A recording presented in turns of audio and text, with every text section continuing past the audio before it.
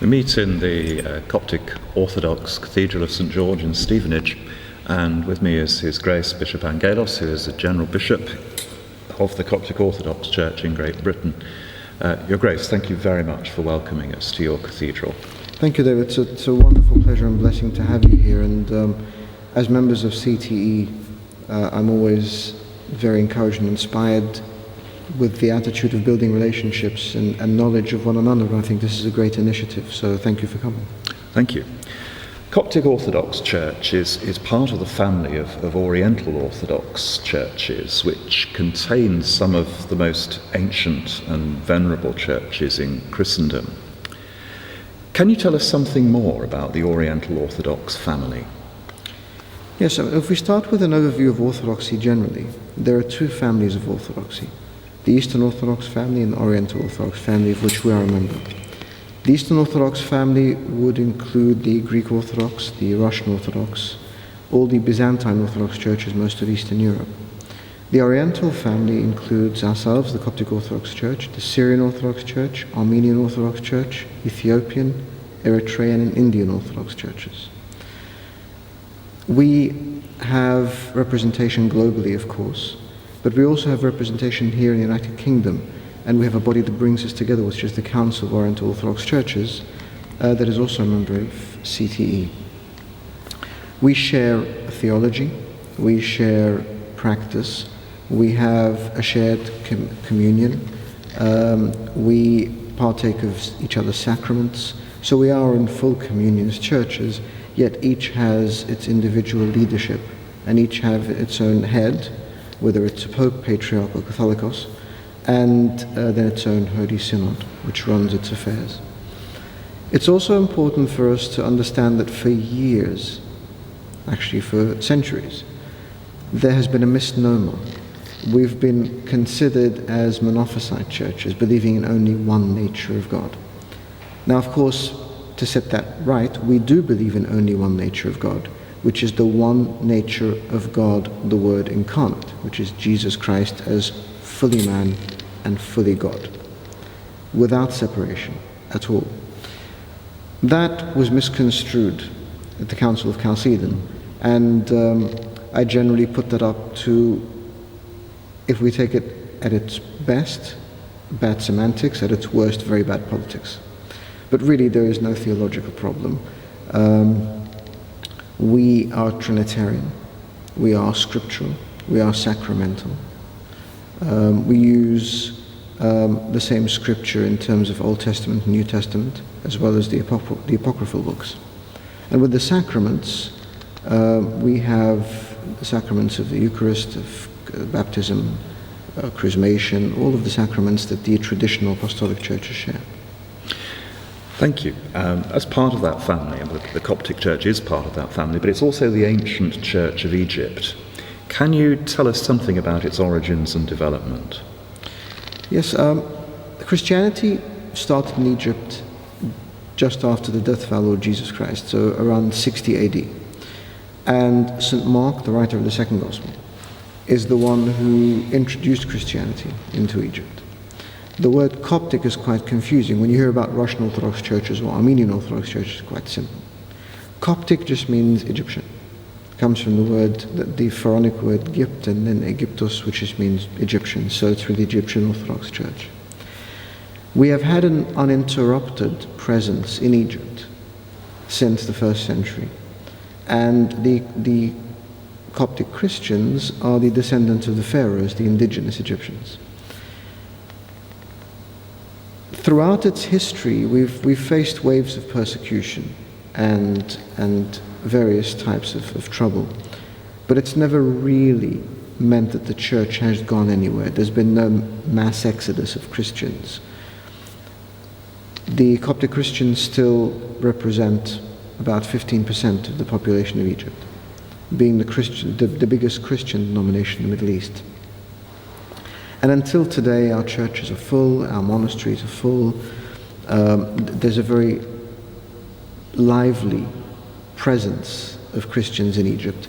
There are, of course, other Christian denominations, so small pockets of Eastern Orthodox, Coptic Catholic and Roman Catholic, evangelicals and various other churches. But the Coptic Orthodox Church represent the vast majority of Christians in Egypt. Of course, also in biblical times, we have the story of the Holy Family travelling to Egypt away from persecution by Herod. Are those sites and those traditions still venerated in Egypt? Absolutely. I think we're very blessed that Egypt is,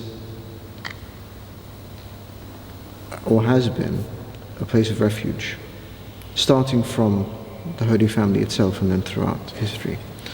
And the Holy Family spent about 2 years in Egypt, traveling along the full length of the country, and we have maps that will pinpoint exactly where they've stopped. We have specific areas that are areas of pilgrimage. We have a cave in the monastery of St. Mary in the Maharak in Upper Egypt, where the Holy Family is said to have stayed, and there's an altar in that cave, and liturgies are prayed there constantly.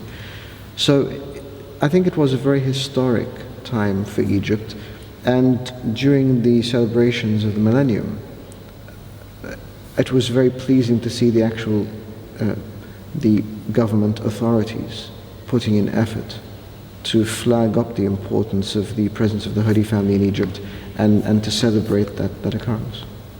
I suppose for the rest of Christendom, Coptic Christianity's greatest gift is perhaps monasticism. We think of Antony of Egypt, and we think of Pachomius, and both the sort of Eremitic and Cenobitic traditions of monasticism really flow from Egyptian spiritual experience. You're a monk yourself, Your Grace, because all bishops, as I understand, in the Coptic Church are monks. Can you tell us something of what monasticism means within the Coptic Church? Monasticism is one of the major pillars of the Coptic Church. I think we're very blessed to have had people, as you say, of the caliber of St. Anthony, St. Chinoutis, St. Pachomius in the wilderness of Egypt, and starting this very new way of life. Now we know that even before that there were hermits scattered in the deserts, but there was no systematic monasticism. There was no order that brought people together, where they lived a communal life or a semi-communal life, or even a hermetic life that had a system to it and a belonging to a certain monastery. I joke sometimes and say that in the West, every boy wants to become a fireman. In Egypt, I think every boy wants to become a monk, or the Christians at least. And it's a very idealized way of life. We all romanticize about leaving everything behind and breaking free, and that's exactly what monasticism was and continues to be. Unfortunately, some writers have spoken of monasticism as being a way of people fleeing persecution and going and hiding in the deserts. Now we know that's not the case, because the monasteries themselves underwent huge attacks and massive sacks of the wilderness, where thousands of monks and nuns were killed. The monastic life still thrives in our monasteries, and we've had a huge revival in the past 40 years. I think mainly due to the late Pope Shenouda III and his love of monasticism. So when he became Pope, the monastery that I am a member of, St. Bishoy, had, I think, 5 aging monks and couldn't keep itself alive and had to borrow food from other monasteries. Now it's the home of about 300 monks, the average age being probably mid-40s, mostly very successful and educated men who have left all of that behind and gone to join the order. And we have numerous monasteries around Egypt. The same applies to our convents. There's been a huge revival, to the extent that we're turning people back because we don't have enough cells. So we're building cells in our monasteries and convents. But I must point out that the period of novitiate is actually quite intense, so we don't take people in very easily. The period of novitiate would last probably for at least 3 years. And people are tested to see whether they are suited to the life and they're suitable to that monastery, and whether the monastery in fact finds them suitable as well. So it's a marriage, and it's a way of trying to determine whether this is a lifelong commitment that can be taken. We've also in the past 20 years had a series of monasteries that have started up outside of Egypt. So we have monasteries now throughout Europe, North America, Australia, and numbers there are growing as well. So you don't have the crisis of vocations, which seems to affect monasticism in Western Europe? Thankfully not, and I think one of the reasons is monasticism in the Coptic Orthodox Church has always remained a contemplative monasticism. We don't have service orders, so we don't have the equivalent of the Benedictines or the Sisters of Mercy. All of our monks and nuns by definition are contemplative, which means they join a monastery and they are there for life. Some exceptions, like myself for instance, I was sent out here as a monk priest, which we do sometimes to small communities that can't maintain a married priest with his family. But that's becoming less and less at the moment, and we are ordaining more of our own priests from within the communities. But we're thankfully not in that position. And are you occasionally able, in the whirl of your busy pastoral life, to return to your monastery? I try to. Within our tradition, I continue to be a monk of that monastery, so my cell is there for me until I die. Because part of what happens is that when I become a monk, it's slightly unnerving for some, because we actually have a full funeral service prayed on us. So we would lie in front of the sanctuary, covered. There's a full funeral service, and then the second half is a joyous service of resurrection of the new person. So our name changes. I take on a new name, and I take on the name of the monastery as my family name. So as a monk, I would have been Father Angaelos Ambebishoi. So I lose all connection to the world, and that becomes my home for my life. And so my cell remains there for me until I die. You spoke earlier about the theology of the Oriental Orthodox churches. All of that arose from intense theological discussion and argument in the 5th century in particular. And that did result in a parting of the ways between the Oriental and Byzantine Orthodox traditions. Can you explain the importance of those debates for your tradition? Historically, the point of difference has always been, do we believe in one nature of Christ or two? Of course, the two natures being humanity and divinity together. Did we accept only one of them and reject another? Of course we haven't. Our fathers, Cyril, Basil, they wrote in support of both natures.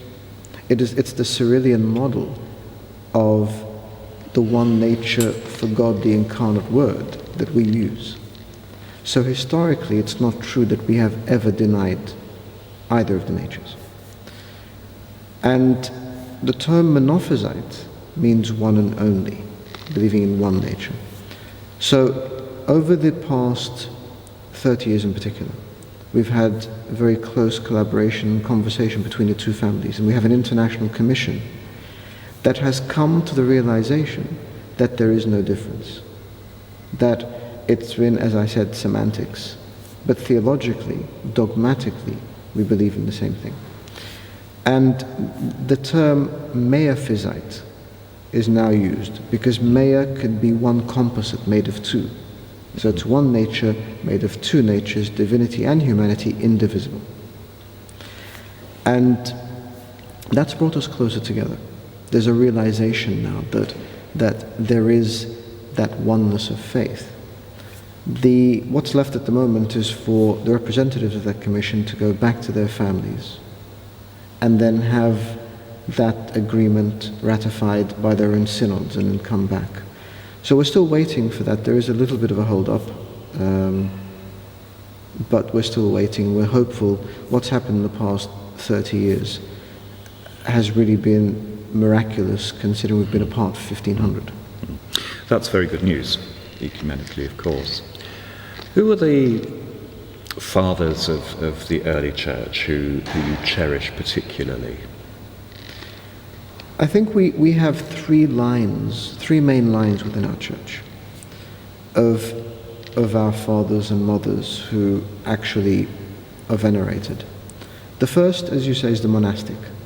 So people like St. Anthony, people like St. Pachomius, St. Trinuti, St. Mary of Egypt, St. Damiana. And so we have so much of that we venerate monastic orders and those who established and lived those orders. The second is the ecumenical, the men and women of faith. So Athanasius, St. Cyril, St. Basil, St. Dioscorus, all of those who lived the faith and protected and defended it at the most difficult of times. The third is the martyrs. We have a very rich history of martyrdom. We've lost millions to martyrdom, people who lost their lives purely for being Christian. And again, people like St. George, St. Mina, St. Marina, so both men and women. We have the whole villages and towns that were killed purely for their faith. So we have such a rich history of saints that we tend to, everyone has a patron saint across the board, and have those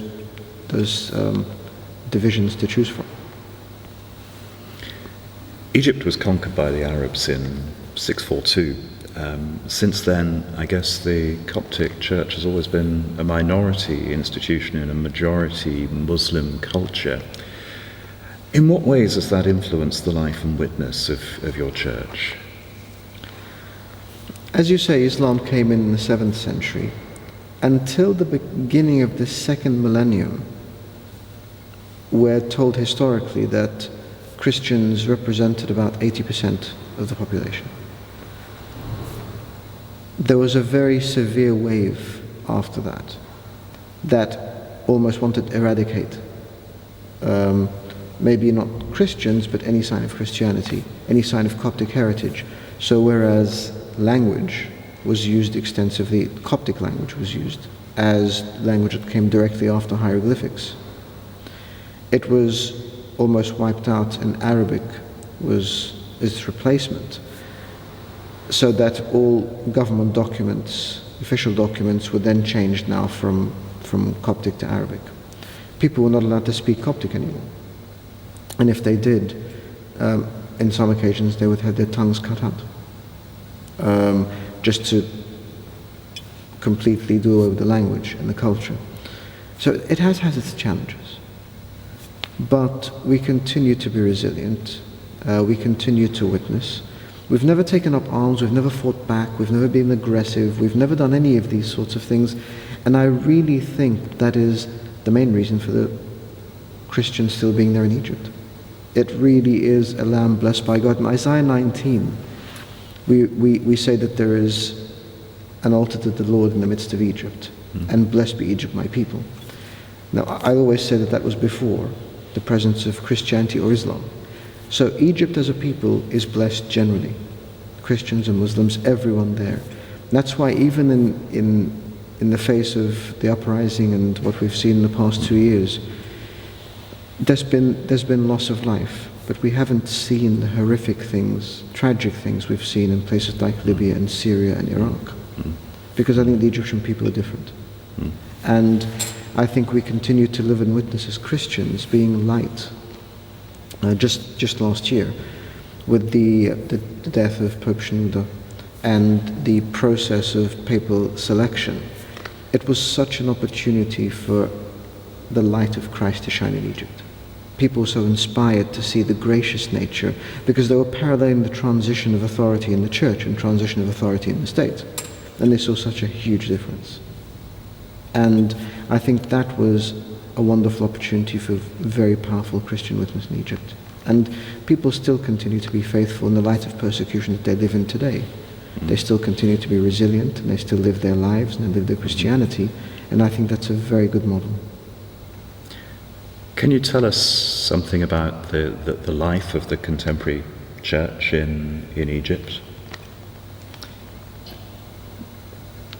Religion, faith, plays a significant role in the lives of every Egyptian, Christian or Muslim.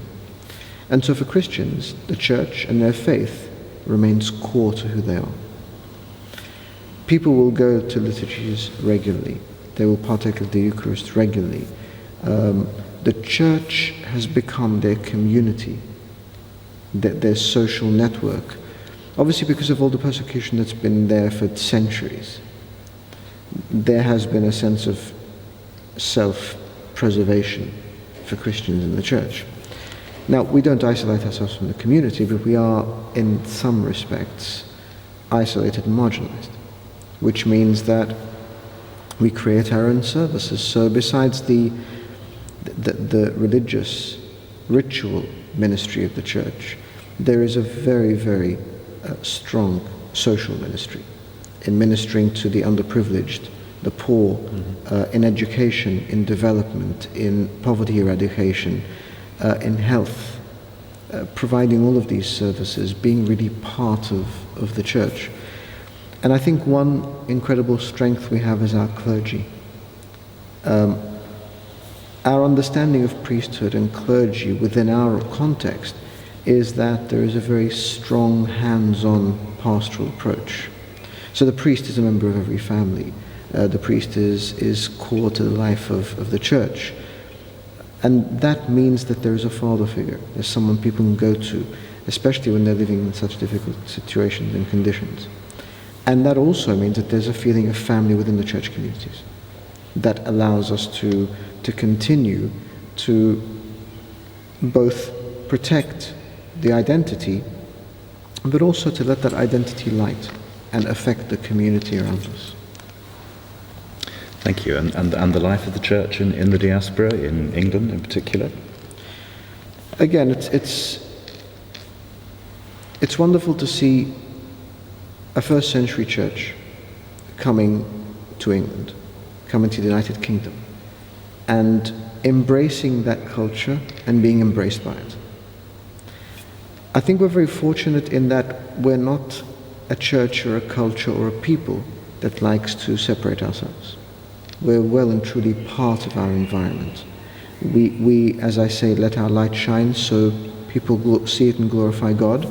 We learn from our environment, and we give of ourselves to teach that environment as well.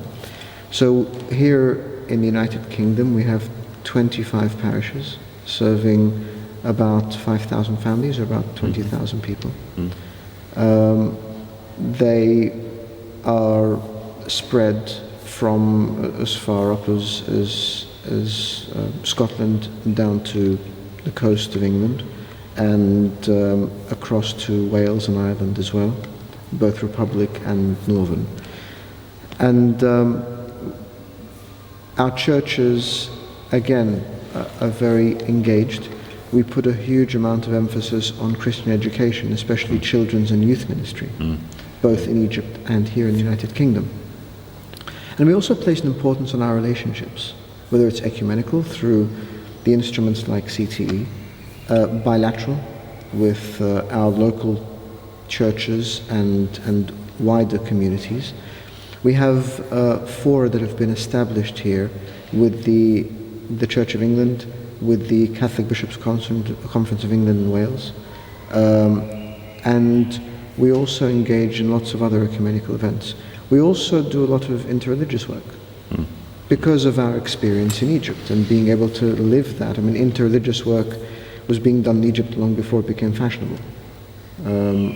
And it's been done in a very real way of life, and we're trying to present that, where we engage, but we don't compromise.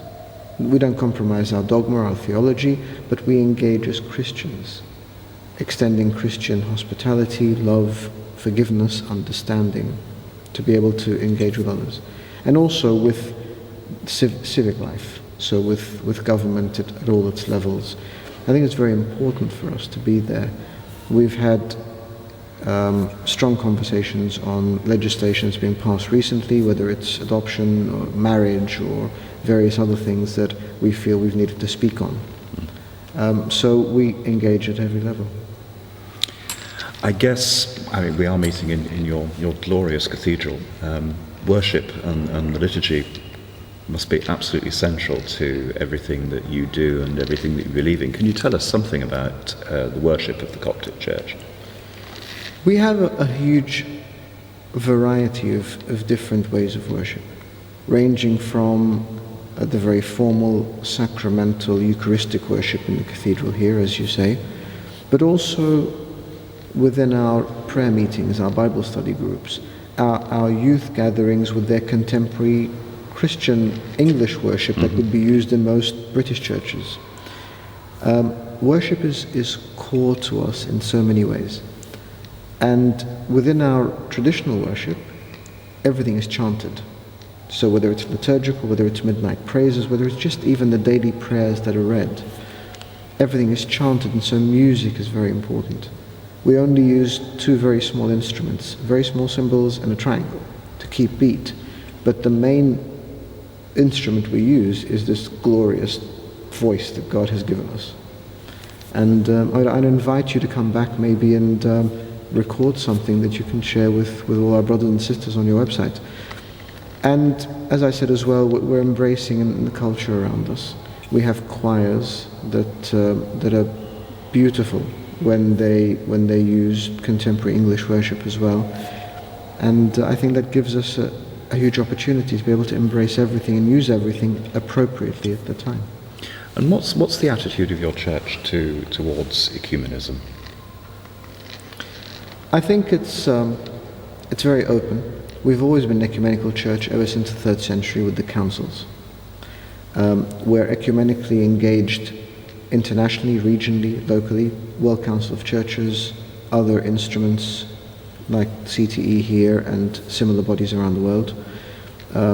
Locally, we have international consultations and conversations with the Eastern Orthodox churches, with the Roman Catholic Church, with the Evangelical Alliance, the Anglican Communion. We have official and unofficial conversations at every level. So I think we believe in the model of the unity of the body of Christ. I just came back from Vienna with our new Pope, Pope Tewodros, who was awarded the title of Defender of Oriental, which is the body that brings together Orthodox churches. And just to explain to you what he said that for us, unity as Christians is the norm, and separation is the exception to that norm. So we believe in that oneness of the body of Christ. Your Grace, thank you very much. Thank you.